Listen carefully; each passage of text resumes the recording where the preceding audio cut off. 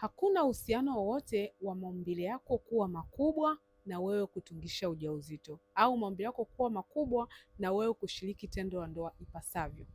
Unatakiwa kulifahamu hili, kwa sababu usipofahamu hili utajikuta unaingia kwenye mkumbo wa kuongeza maumbile, kwamba itakuwa ndi kigezo cha wewe kuweza kulimudu vyema tendo lako la ndoa, au itakuwa ndo kigezo cha wewe kuweza kutungisha ujauzito.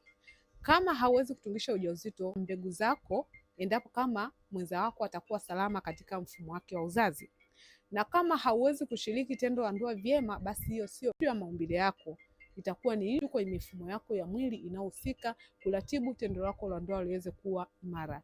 Kwa unatakiwa kujua ni nini kinachosababisha. Je, ni maumbile makubwa ndio yanasababisha mwanaume kutungisha ujauzito, au ni mbegu? Je, ni maumbile makubwa yanasaidia mwanaume kuweza kulimudu vyema tendo la ndoa na kumridhisha mwenzi wake, au ni stamina tendoni ambayo inasababishwa na mifumo ya mwili kuweza kuwa imara?